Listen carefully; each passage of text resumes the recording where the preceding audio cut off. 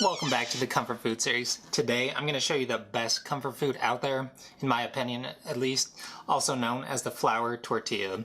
These bring back a ton of good childhood memories, and I'm super excited for this one because it means a lot to me. So with that said, let's get started. The first thing we're going to do is mix all of our dry ingredients together. So in a large mixing bowl, you're going to add 3 cups or 400 grams of all-purpose flour. Next, you're going to add 2 teaspoons of baking powder. And lastly, you're going to add 1 teaspoon of salt. And you're going to lightly whisk your face off to bring all of your dry ingredients together. The next thing we're going to add to our large mixing bowl is 1/3 cup or 65 grams of lard. I went with traditional tortillas, so I used lard. Now that you have your fat in your mixing bowl, we're going to start to mix it with our flour mixture. The best method to do this is to pinch your lard with your flour so that it makes small, tiny pieces of fat that's going to be spread throughout our flour mixture. This is the same exact method that we used in our pie crust video, and it's really important to make really small, tiny pieces with your fat. This way it'll dissolve once we add our water to our bowl. In the end, this is what your mixture should look like: a nice finely grated Parmesan cheese, and it should have the consistency that's kind of coarsey and grainy.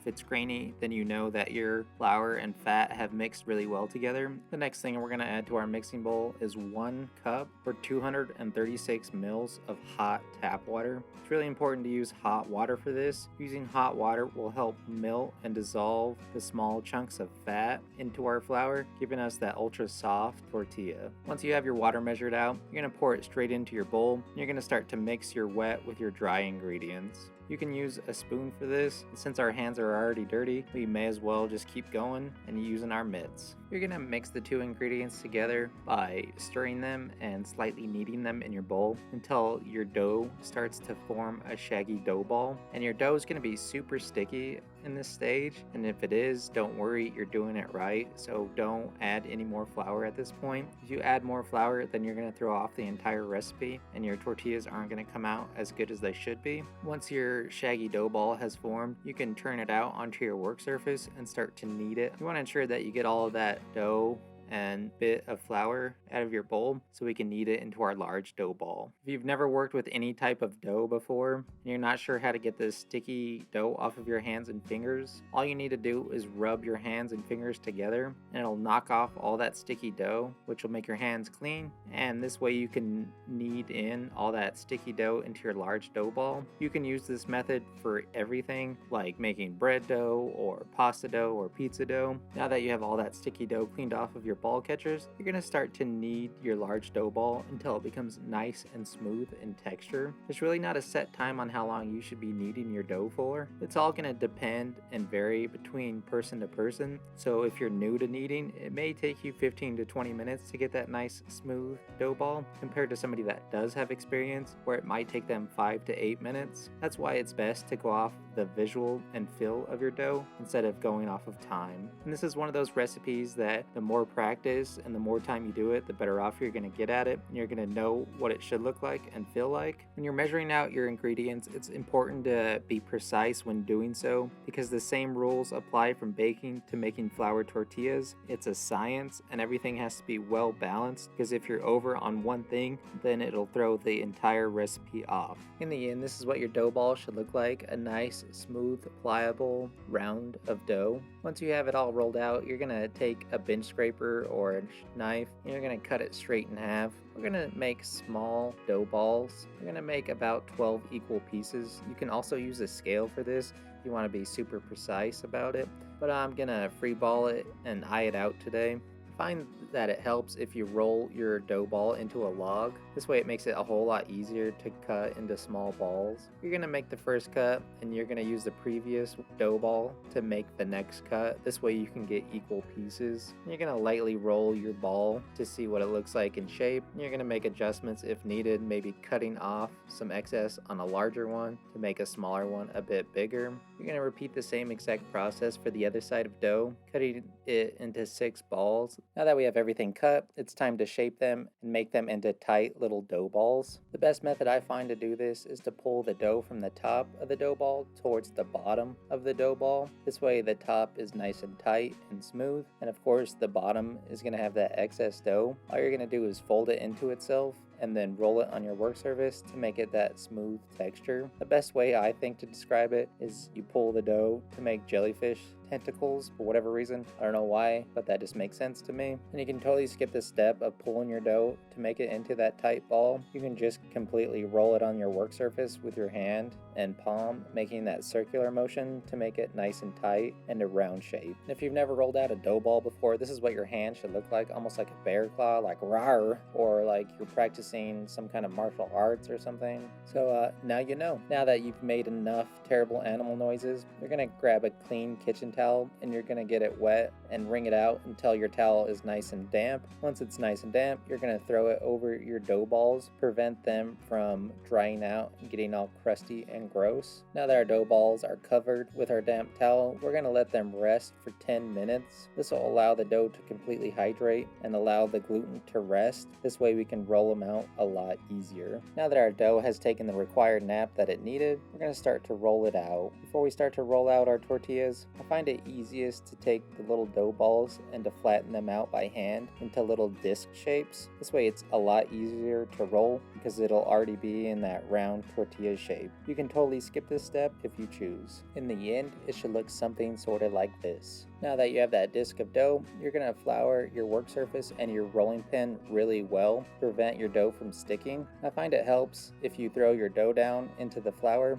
and then flip it over and start to roll it out. This way both sides are covered with flour to prevent it from sticking. The best method to roll out your dough is to roll one side until it becomes this nice long oval shape. And once it's that nice long oval shape, you're going to flip it over and give it that half or quarter turn and start to roll your dough out the opposite way and repeat the same process of making it into that long oval shape. And you're going to keep doing this until your tortilla starts to form this gigantic circle. You may have to roll from like corner to corner to keep that circle shape, which is totally fine. But the most important thing to do is to apply equal pressure throughout when you're rolling. This way you get that equal tortilla and one side's not too thick compared to another side. You're going to roll your tortilla out to about 1/8 or 1/4 inch thickness. You don't want to go any thicker than that because it won't cook properly and you won't get a proper tortilla. A thing I found is when your tortilla is nice and rolled out really thin, the edges start to curl up, and once they start to curl up, then flip it over and roll the other side until it starts to curl up as well. Then you know your tortilla has been rolled out as thin as possible. It's going to take some time to get that perfect tortilla shape. My first couple tortillas were odd shape, but luckily TV magic, so you don't get to see those. Again, this is one of those recipes that's going to take some time and practice to do, so don't be too hard on yourself if you don't get that perfect circle. Now that you have all of your tortillas rolled out, you're going to grab your favorite pan like a Kamal or a cast iron or any large pan. You're going to throw it over medium high. If you want to tell if your pan's hot enough, grab a little bit of water and splash it in there, and if it sizzles and evaporates right away,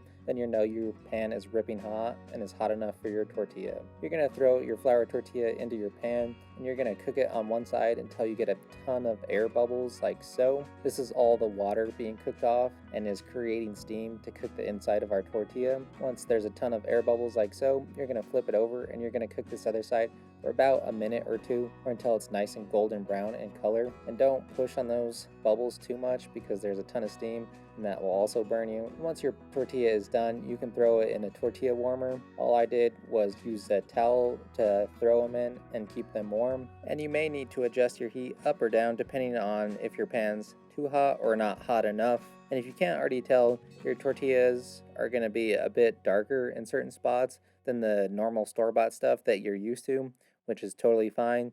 That's how it goes when you make homemade tortillas. And you're going to repeat the same exact process until everything has been cooked off and is done. In the end, this is what our flour tortillas look like. They're nice and soft and pliable. They're easy to roll up into a burrito or easy to fold to make a taco or quesadilla. And they're not going to rip or tear and come apart by any means. So grab your favorite ingredients to make your best burrito and enjoy. And this is why it's important to use a hot pan when you cook your tortillas, because you end up with something that's brittle and crunchy and crusty, more of like a cracker, and it doesn't fold up or roll up at all. It just falls apart and doesn't make for a great tortilla. So ensure that you use a hot pan.